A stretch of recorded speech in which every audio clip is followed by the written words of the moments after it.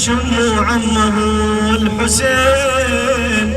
الله، لحظة الوداع إلى الموت يعني الذي لا بد منه. شباب، الله أكبر. ثم إن القاسم توجه إلى الميدان. ثم إن القاسم توجه إلى الميدان وهو يرتجز ويقول: